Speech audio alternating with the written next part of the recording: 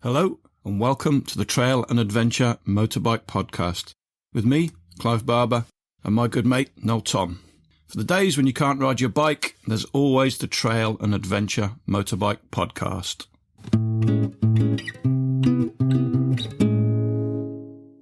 Welcome back, gang, to another exciting episode. This week we are joined by Magnus Göransson, who is representing the Odd Luck Garage based in Malmö, Sweden. Magnus has been on the podcast before on Season 3 and Season 2, coincidentally both episode 19, where he was talking about his Iron Butt Challenge.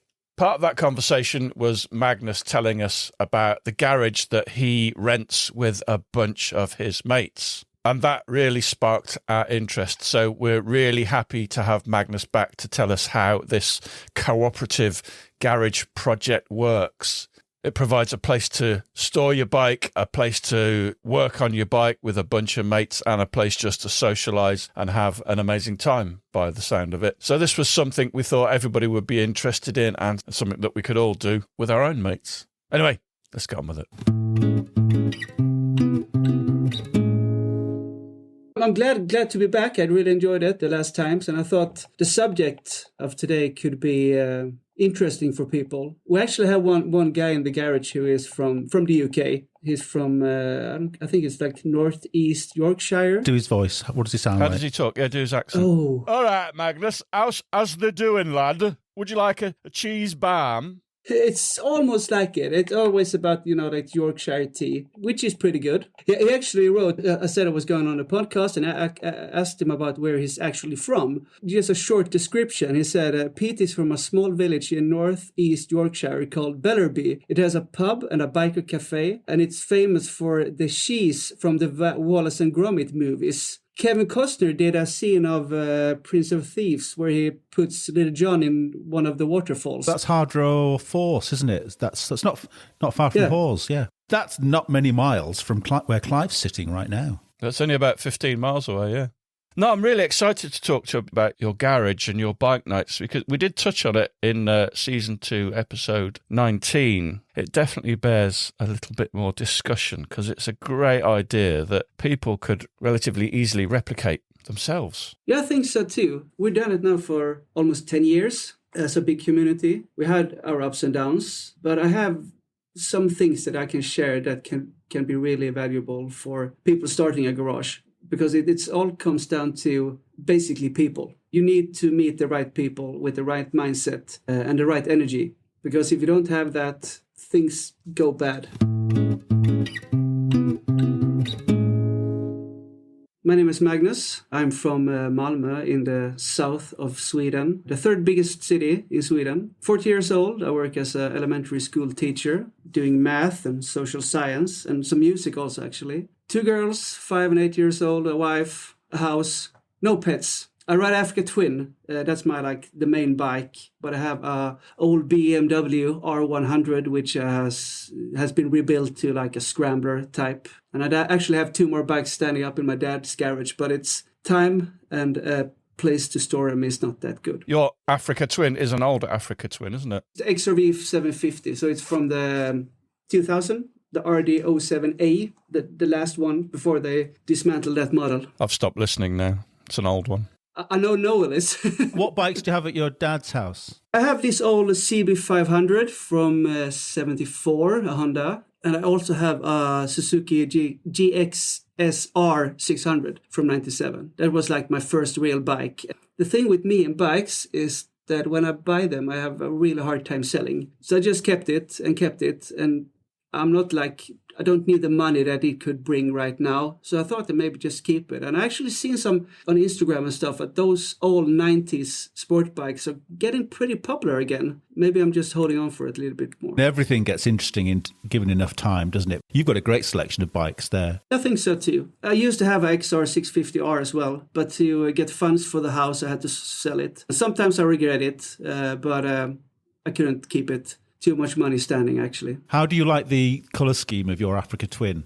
It's nice. I think it's a little bit too millennium. I would like to have like the older, like the RD04, the older ones, which are pretty more retro. I got to like it, but because I had one exactly the same colour, but it's very much of a certain time, isn't it? It's a real kind of 90s look, I think, isn't it? Like almost like tribal tattoo scheme thing. Well, those tribal tattoos, they're never going to go out of fashion, are they? They're always going to be really current. Yeah, they will. You're never going to regret getting one of them. Especially around your upper arm. That's the best place for them. Tell us a little bit about why we're talking to you. A couple of years ago, I met some guys and we decided that it's more fun to wrench together than wrench alone. So we decided to start a small community, a garage together. And it grew pretty rapidly. We found more people. We found a good space. And now we're 13 people every Wednesday meeting up, wrenching, having beers, maybe a pizza. Maybe we don't wrench that much. Maybe we just talk, do planning for trips and whatnot. We're called Odd Lock Garage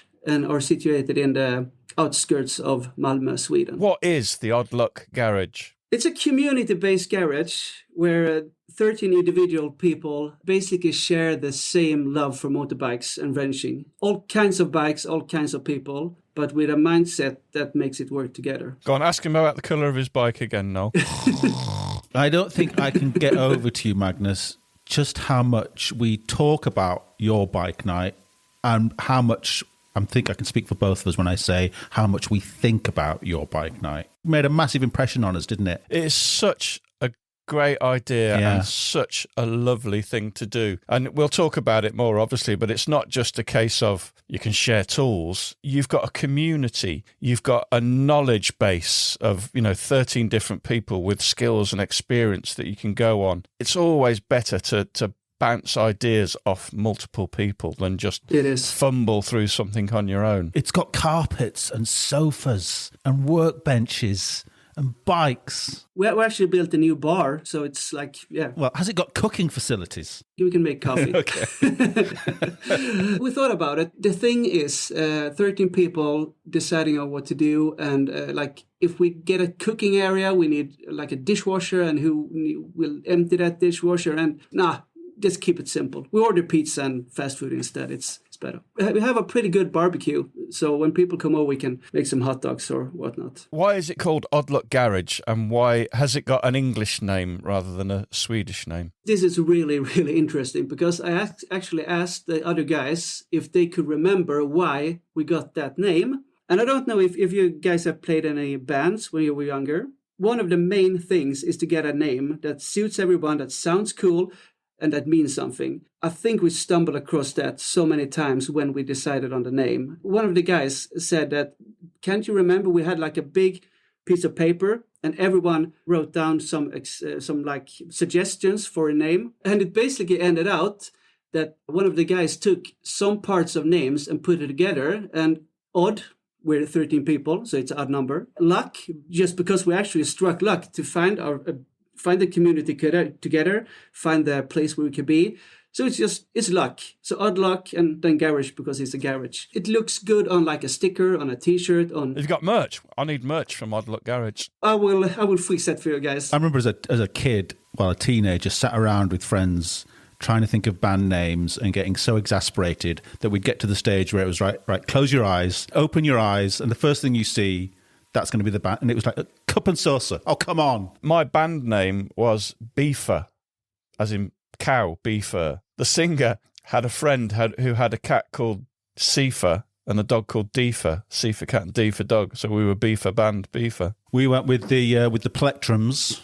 I thought it was quite good. And then we went with the Cocoons. The band I played in was, I think we thought more of ourselves than we actually were, but we were called Malaya Falls. Yeah. Malaya, I think it's like an American girl's name, and Falls like in Niagara Falls or whatever. It looked good on a t-shirt. We actually came and played in the UK years ago. Played in Glasgow and Exeter, and Birmingham, London, Manchester. Tour? Yeah, we did 3 tours in the UK. Guys, we should form a band. What do you guys play? I'm a bassist. Damn, we've already got 2 bassists. I'm guitar, drums, trumpet. Can play anything. You name it, I'm really bad at playing it.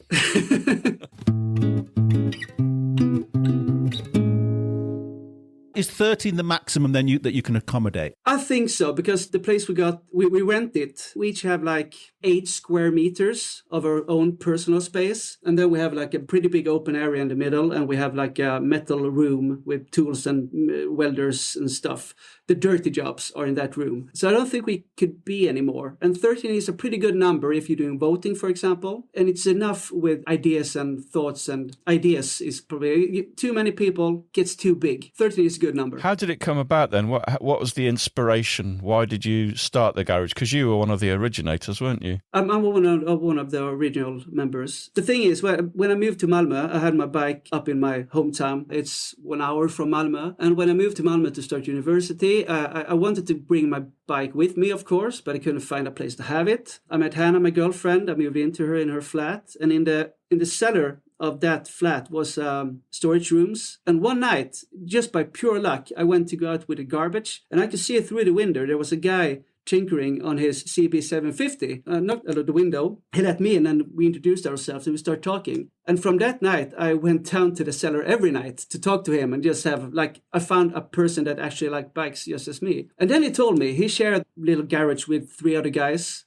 in the central parts of Malmö. So I went there and had a look, and I thought, this is a really good thing. One of the guys moved out, and I took his place. So we were 3 guys in the beginning, then we became 4. Thing is, that location was in like an old parking garage with just like net caged, just net and cage. It was pretty grim. The landlord was absolutely shit. He forgot to pay like the electrical bills. So sometimes when we got there were no electricity and stuff. So it wasn't good. So we started to find other people in the close area that actually wanted to wrench. And by pure luck, we found one guy who had 4 friends. And they also looked for something. So we thought, okay, let's do it together. We're 8 people then. We went for a hunt for a good place to be. But it's not that easy because you want to have it not too central and not too shady, not too far from our homes. It needs to be big, it needs to be heated. The rent has to be okay. After, I think, 3 or 4 different location scouting adventures, we actually found this one. But when we got it, it was an old bakery, kind of shady bakery. I think they went bankrupt because they left everything. So when we came, there was like a fucking big freezer in the middle of the room. You actually could walk into. And the toilet wasn't, it was nasty. There was a shower, but it was like full of mold and stuff. So we had to do like a total renovation. Then we accessed in our group on what people could do. And actually, we were 1 carpenter, 1 painter, 1 guy good with electrics and stuff. So we just split up ourselves in small groups and started working. We had to put in some money, some starting money just to buy like wood and nails and paint and whatnot. Then we started building. We started in September 16, and we had like, I think around Christmas time, we started to move in. And the thing was, my first daughter was born in September 16. So it was pretty stressful. I wanted to help in the garage, but I had a newborn baby at home. I could sneak away on late weekends just to do something. I was in charge of all the paintings, so I could do that when the other guys weren't there. Have you, or has anyone, I don't know why I'm asking this, has anyone ever spent the night there? Yeah, in a very drunken, yeah. You could sleep there. It's not so nice. We had, actually last year we had problem with like rats getting into the thing, so we... I guess you could sleep there, but just in emergency. We are recording on a Tuesday night. And I'm so grateful for that. Because we normally record on a Wednesday night at 7:30, but we're recording on a Tuesday night. I haven't even questioned this. This is because Wednesday night is bike night. Wednesday night is bike night. Wednesday night is Odd Luck Garage night, and it's unmissable. Tell us a little bit more about bike night Wednesday night, but also presumably you've got access to this garage whenever you want it. We have access every day, 24/7, but Wednesday is like the holy night. You can't do anything else on Wednesdays. And the thing is, we had Wednesdays for like the last 10 years. So our wives and family and stuff, they don't ask to do something on a Wednesday night. Around like 5 or 6 o'clock in the evening, we arrive. Some people are eager to just start building something, and some people are just standing around chatting a lot. I'm one of those often. Just catch up. How are you? Has the week been good? How are you feeling? And so on. And then we all have like our individual projects that we work on. We're going to Belgium this summer. 8 people from the garage. Some panic building now to get the bikes ready for that. There's a quite big variety of bikes. Like 5 or 6 are shopper dudes, Harley Davidson, shovelheads and whatnots. I go with the more adventure kind, but some of the guys also have like gravel bikes. That's interesting. So you've got different genres of motorcycles. Yeah, there. we have. Right. Yeah, we have. The original group of us 3, We went into like adventure trail riding and do that. And the other guys are more shopper dudes. We do maybe twice, 3 times a year. We go like on a camping trip for a weekend. And we basically do like the gravel boys go on a gravel tour and the shopper guys go on tarmac, and then we meet up, have beers, eat, and have a good time. So everybody keeps their bikes there full time? Some of us have our like sheds and garages at home as well, but almost everyone has at least one bike in the Oddlock garage. This is the thing I kind of joked about, haven't I, Clive, in the past, that would be a scary thing. Is this just our British paranoia? That would be a scary thing for us to do. Even Triple D, our local KTM dealer, has been ram raided a couple of times, and they've had to take additional security measures. You would worry in the UK, even in sleepy old Kendal in bloody Brigadoon, you would worry that somebody's just going to break in and steal your 13 bikes. Is that an issue in Malmö? Do you have to take any special precautions? I don't know if you read like the media. I think it had a bad reputation. There's loads of murders there. I watch Netflix and it's just murder after murder. It's beaten Coventry into second place as the most violent in Europe. When I meet people from other places, I say, if I didn't read the newspapers, I would think that I would live in the safest city in the world, because I don't see anything, I don't hear anything. So I think it's media basically scaring people up. We don't have any signs outside saying that this is a garage with loads of bikes and tools and whatnot. When we invite people over, we have some parties sometimes, but then we specifically like invite friends of friends and not just anywho. Pure luck, nobody has tried to get into it. Generally, what is bike theft like in Sweden? I'm not quite sure. I think like a friend of mine does like enduro and motocross, and they had a big, like last year, people coming to watch the trainings, looking at the car numbers, and then, okay, he lives here, he lives there, and scouting for nice bikes, and then a weekend after going home and nicking. I think like the most common bikes to be stolen are like motocross and enduro trail bikes. Can I just correct the statistics on the most violent cities in Europe? Oh yeah, go on, fact check. So in fact, Coventry is number 3. That's my hometown. You're always talking about how bad Coventry is. Well, I've got history, haven't I? I've been to court twice. I know somebody that was murdered as well. Malmö is in 14th. Oh, that's pretty good. That's great. That's pretty Nothing good. to be proud of. What's either side of it? Manchester and Athens, according to Europe Current Crime Index by City. Interesting. Malmö is pretty safe, it is. Coventry is as well in most parts.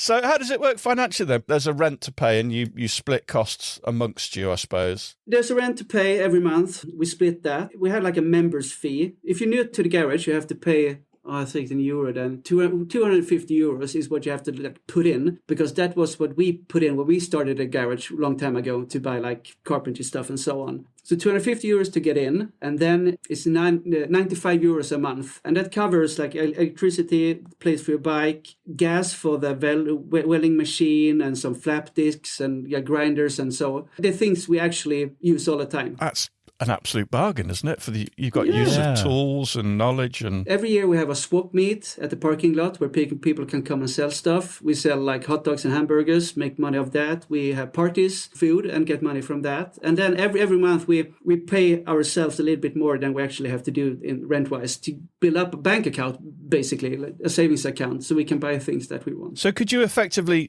rock up with a motorcycle frame and just build the bike up from scratch with all the tools and materials that are available in there, do you think? Thinking about what kind of tools we have. Have you got a bearing press? Yeah, we do. You got a bearing press? We have a bearing press, we have a lathe. Have you got a wheel jig? Yeah, Pete, the Englishman, actually built one of an old swing arm. Pete sounds amazing. We should try and get him back. Yeah. He's the best. We have a sandblasting cabinet. We have a TIG weld, a MIG weld, a drill press, like the ones that stand up. Do you have an assortment of nuts, bolts, washers, including crush washers? We do, but it's like in a big box, and if you want to find it, you have to like dig in. And if you're lucky, you can find one. But if you're going to find two, that's not going to happen. I got into a lot of trouble this afternoon, Magnus, because I was servicing the brakes on my XR 650L, and I was using my little air gun to clean it with some brake cleaner. And the little crush washer, which I hadn't realised had attached itself to the actual caliper, blew off. And I spent an hour searching for it and in the end couldn't find it. And I complained to a WhatsApp group about this, saying, why is it that you drop a nut on the ground, it just disappears? It's this weird thing going on in the universe where it rolls away somewhere, no matter how clean the area is. It finds a way to just disappear. And after an hour, I have given up looking for it. I got really lambasted, or I got really told off by Clive for not having spare crush washers. And I had to explain to him that this is the first time in like 16 years that I've dismantled the hydraulic hoses on it. You haven't seen the latest WhatsApp message I've sent you? No. I've ordered you a box of 255. Yeah, and I bet in that 255, the right size is not the right one.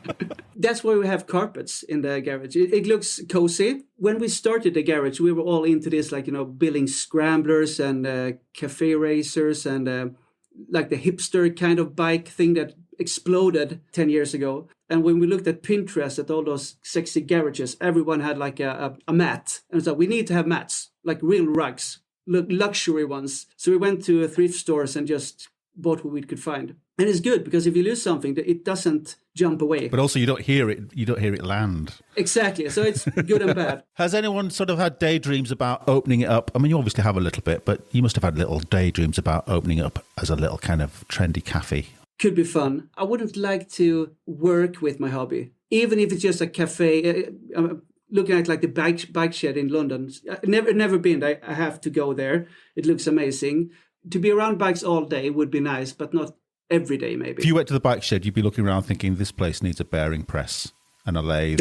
Devoid of bearing presses. What do you get from it other than somewhere to keep and work on your bikes? This might sound cheesy, but like friendship, basically. When I moved to Malmö, I didn't know much people here. And now I have basically 13 of my best friends that I meet every Wednesday. That's just an amazing thing. Sometimes we don't actually wrench that much. We just talk. Like one of the guys went through a divorce, and we talked about it. It sounds strange maybe, because I think there's a picture of men together in a group shouldn't talk about those things together, but we actually do. And that makes us a little bit unique. It's high and low. If you have a bad day, you can come and say, shitty day, I hate my work or whatnot. And you actually get support and help. So that's one of the main things. Friendship, eternal friendship. It feels like I'm going to know these guys forever. Even if I quit the garage and quit with bikes, I will still have that friendship. And second of all, knowledge. It's amazing. You stand there with something, you don't know what to do. You can always say, what would you do? Have you seen this before? And suddenly people arrive around your workspace. We have like 4 or 5 people thinking together and, you can do it this way. That's amazing. I was about to take the front wheel off my Africa Twin, and I forgot to put something under the bash plate, and the bike started to tilting forwards. Then I just shouted, help, please, now. And 2 guys came and helped me. If I was by myself, that bike would fall over. If I'd have had 13 pairs of eyes today, I would have found that crush washer. That's basically one thing that happens quite often. Fuck it, I lost this washer, please help me. Everybody get flashlights out. Yeah, found it. One of the other 12 people would have had a spare one somewhere. Yeah, maybe. Obviously. Yeah. I just have to mention Pete again, because when he moved to Sweden like a couple of years ago, he was so amazed he moved into a flat, and he was so amazed by that. In Sweden, we have like a washing room for clothes in the cellar of probably all complexes of houses. So you actually book a time, you go down there and you wash your clothes, and then you go up to your apartment again. And he said, this is so strange because in the UK, you have your own your own washing machine and your tumbler in your apartment instead. So that like the collective mind of sharing things, he was not used to that coming from the UK. And I don't know if that's for the whole of UK or so, but here this is so much more. We own it together and we care about it together. It's interesting actually, because there's a lot of men's groups in the UK. Sort of, well, some have been going for a while, like men in sheds. And a few other things like that, which are like official, mental health, go along, talk to people whilst, mending a lawnmower or something like that. So you get that without really having to try, don't you, I suppose? Yeah, basically. So what's the limit on the number of bikes that each person's allowed to store there? As long as they can be in your square 8 meters, you can have as many as one. But I think at most I had 3. I had 3 bikes in my space, and it's a little bit too cramped. We have like this area in the middle where you actually can roll them out if you need to do some maintenance and whatnot. 2 bikes is it's enough. I think we've got pretty similar tastes in bikes. Have you got your eye on anything at the moment? If I had a lot of money, buying a house in Sweden right now with the rates going up, it wasn't that good for the wallet. Unfortunately, they stopped selling the CRF 450, the 450L. I don't think you could buy it in Sweden anymore or in Europe at all. No, they only made them for 2 years, I think. That bike would be amazing. I think it has all the qualities I'm looking for. What is the biggest spanner in Oddluck Garage? Ooh. I can't believe you haven't researched this. Oh, God. I need to come back to you with that information. We have a big, the Swedish key, the wrench, monkey wrench. We have a pretty, pretty big one. It's not a satisfactory answer. Pretty big. He's not going to fucking cut it. I don't know how many mils it is, but I promise I come back to you with a picture. Get back to us on that. Yeah. If somebody leaves, do you automatically start looking for a new member, or is there a waiting list, and how do you decide who gets in and who doesn't? This is one of the trickiest parts, actually, because we have talked a lot about who's getting in, because it has to be someone with the right attitude, the right mindset, the interest. We don't want people to come there and think that this is my private area, you're not allowed in here, I will do my thing, because then you don't fit the group. So what we do is, if somebody leaves, we have actually 6 months of it's so long cancellation time. I don't know what it's called. When you end a lease, you have to pay 6 months rent, even if you're not there. And 6 months are because it takes a pretty long time to find a new person. So we have some kind of waiting list. We have people who are interesting to being there. And basically, invite those people to come over, have a chat, hang with us on Wednesdays, and just get a feel for it. And then we have a meeting where everybody votes and says why or why not that person should be in the crew. I'm imagining like Polaroids on the wall and somebody with a felt pen putting a big cross on them. It's not that intriguing. Have you made any mistakes? Have you got anybody in there right now that you fucking hate and you want to get rid of? Name them. Oh, should be that now. Not Peter, obviously. Peter's that awesome. Yorkshire guy. To be honest, no, because all of the guys we've been together for a really long time, and can't remember the latest guy that came in, but he was a friend of one of the guys who had a place in the. Had like a position at the garage, so it was a pretty simple choice. And do you allow guests for the evening? Of course. Because I've looked at flights to Malmö. We could be there, Noel, for £150. Really? Go to bike night and fly back the next day, yeah. You can sleep here in my cellar, no problem at all. I'm getting bladdered and sleeping in the garage. We could actually combine it to have a party, so we can have a party for you guys as well. Yeah. Have you heard about Clive arranging a whole trip around coming to bike night? Yeah, I heard so. Did it make any sense to you that he was going to Norway via your house? Yeah, it did. Can you think of a way that he could do that and it wouldn't be crazy? A crazy diversion? To come to Norway, you can drive to like the southern parts of Sweden to come to Norway. It takes some time though, but it's possible. I think that's the problem with my limited number of days holiday a year. So we're just going to fly there for a night, get bladdered, sleep in the garage. More than welcome. Thanks. We'll see you there.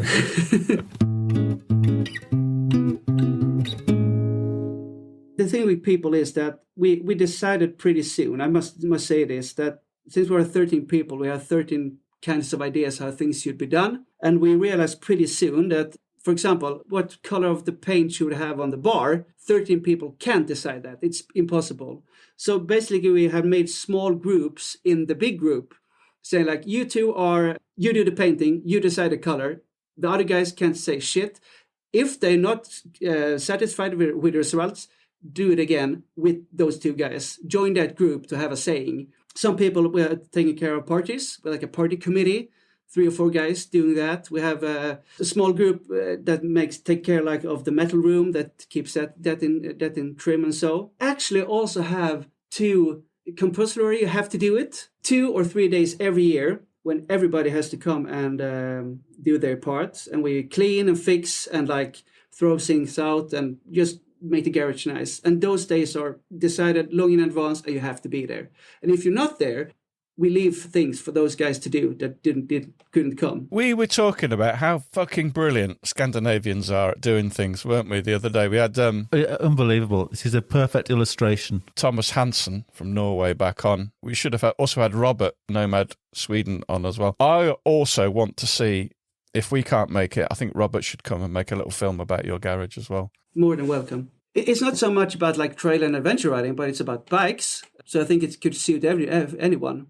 to be honest, when I got the question to be on here tonight to talk about the garage, I hope that I can inspire some guys to maybe start their own garage and build something together, because it's more fun, more economical, and the knowledge, it's mind-blowing. People know much more than you think about bikes. I'd love to hear if anybody else has done it. I was talking to a young lad this week that I work with occasionally, and Finley was saying that he knew loads of lads that did this, but this was young lads with cars that had done this, and he made it sound, I thought he'd kind of go, that's amazing. He said, oh no, I know loads of people that have done that. I think it's just me that's not really come across this very much in my life. It's me too. I mean, there are, in the UK, you can hire a bench for the day or for a few hours, can't you? There's a few places like that springing up now. It's a commercial operation rather than a group of mates doing it. And it just sounds like such an ace idea. I mean, the numbers that you've mentioned, even in euros, they don't sound a world away that, from what I would imagine 13 people would pay here, really. You'd imagine an average sort of rent on a unit here can't be more than about, surely, 1,400 quid a month. Yeah, industrial units are going to be cheaper than, I mean, I only know about retail space, but... The thing is, when we started, you get the feeling you want everything at once. So we decided things will have to take time. What are the most necessary needs? Okay, we needed a welding machine. Okay, let's find one. Find one secondhand. We don't need to buy the newest and best one. Buy secondhand. We need a vise. We need a good workbench. We need some grinders and stuff. And people actually, I have a grinder I don't use. I can bring it here. The garage can get it. So I think many of the things we got there have actually other people just gave it to us because they don't need it. What welder have you got? Is it stick, MIG or TIG? One MIG and one TIG. Fucking hell. That's just amazing. We're a little bit spoiled because the TIG can't do aluminium, though. It just can do stainless and just ordinary steel. It's good enough. This must save everybody a little bit of money, mustn't it? Just in actual repair costs and having to hand their bike over to someone. There's no one in the garage that actually leaves their bike to a motorcycle store to get some maintenance. Victor, one of the guys, he bought a new KTM 690, a brand new. He did the first service, got the bill, and he said, fuck that, I'm doing it myself. But what about guaranteeing stuff? Oh, fuck it, I do it myself. It's too expensive. I've read people on Facebook. I'm part of the BMW GS forum for Sweden. Nothing wrong about those guys. I would like a GS myself someday. But I changed brake pads and fluids and I put new tires on. And it was €1,000. And I was really? Are you fucking kidding me? You can do it for 1/3 of the price if you buy the parts yourself. Everyone who has a bike needs to learn how to fix it by themselves. This might sound harsh, but if you're a real adventure rider, you need to fix your bike if it breaks down on the road. It's true. I mean, dirt bikes especially take a hell of a pounding. That's why we're constantly having to do things like change bearings. I bought, I messaged you, Noel, I bought a bearing puller to get bearings out of wheels because I've always done it by knocking them out, but you always kind of risk scoring the hubs and stuff like that. And there's, for 80 quid, you can buy a tool that will pull out any bearing from any wheel. So you do need to learn how to do things like that, even if it's just changing sprockets, changing chains and all that kind of stuff. And you'll save yourself an absolute fortune and have a bit of fun doing it and learning new stuff in the process. We actually have a pretty good thing because we have one of those bearing pullers and one guy needed it one time and he said, what do you guys say we buy it to the garage? Because I need it now, but somebody else will gonna need it. We said, how much is it? Okay, £80. Let's go, buy it. So we bought loads of those things. You maybe use it once or twice a year, but when you need it, you have it there. So that's pretty awesome to have we have a whole box of just tools that you need really rarely, but when you need them, you really need them. It just sounds like a great social experiment almost, doesn't it? It the is. Whole thing. But it's been going for nearly 10 years now, hasn't it? And it hasn't failed yet. That's the problem in the UK. I could just see it somebody like me just spending all the money on beer and Noel getting really excited. I don't drink. I've got lots of tea bags. I buy my own tea bags. You will be a terrible treasurer. I am amazing with that money. sort of thing. Really good at spending it. We have some simple rules, not that many, but pretty simple rules. One of them, if you borrow a tool from someone else and break it, you don't even say you buy a new one. You try to find exactly the same one, put it on the workbench of the person who owns it, so that person doesn't even notice it's gone and broken. That's one of the basic rules. Secondly, if you break something of the garage owns together, say it, try to fix it, or maybe get help from somebody else to fix it. We have had some accidents, but I think people are pretty honest to say, I fucked up, I destroyed it. How much is it? Should I pay it by myself or should the garage pay it? In 90% of the cases, it's like, okay, it could happen any one of us, the garage will pay. But it's about being honest and doing your part. That's a basic rule, to be honest. You need to really have respect for other people or things. Probably a really stupid question, but I'm a little bit ignorant about the weather you have there. I presume nobody's riding this time of year. Unfortunately not. When do you start riding again? I actually looked at my pictures in my phone the other night, and in mid-April last year, I took my first ride. Could have gone out a little bit earlier, but here, I don't know how it is in the UK, but in Sweden, the people taking care of the roads are pretty fond of salt. So they salt the shit out of everything. And to bring a bike out in that salt is just terrifying. It will rust away. So most of the people don't ride in the wintertime. There's some, like Robert, the nomad guy, he rides all year round. I care too much for my bikes to ride in shitty weather, to be honest. Mid-April, and then you can ride up to maybe October. November, it gets dark and lonely and cold and miserable. The thing is, when I was younger, I didn't do much wrenching. I was more into riding. Now it's almost the opposite. The wrenching season, like the winter season, is almost twice as fun as the riding season because you can do all the things you wanted to do in the summertime and have no bad feelings about it. And you actually get to meet your friends and do it together. This is one of the pluses. I always say this about having lots of bikes. One of the big pluses of it is that I have loads of stuff to do to sort of scratch my bike itch right through the winter. There's always something that needs fiddling around, like I was today, losing washers. There's always something to be fiddled with in preparation. So I'm riding in the summer and wrenching in the winter. It's a good thing, really good. Yeah.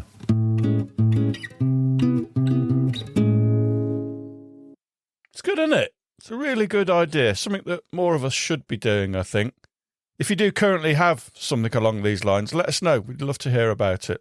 So massive thanks to Magnus for filling us in on all things Odd Luck Garage. And we look forward to visiting when the weather gets a bit better. Oh, while I remember, one more thing. I've just finished putting together the questions for this year's Trail and Adventure Motorbike Awards. So keep your eyes and ears open for those. I'll be letting you know when that voting, those questionnaires will be available. And we'll also be looking for a new venue or a new event or something to hold those awards at. We might actually do it at our own film festival in Kendal, or maybe just online. If you can think of a suitable occasion or event, give us a shout and let us know. But either way, we'll let you know. Right, until next time, see you later. Thanks for listening. We really appreciate your support. Don't forget you can follow us on Facebook and Instagram. And if you really appreciate what we do, you could consider supporting us on Patreon or buy us a coffee. Links are available on our website, which is tampodcast.com, tampodcast.com, where we also have a limited selection of branded stuff. But either way, please keep listening and spreading the word. See you next time.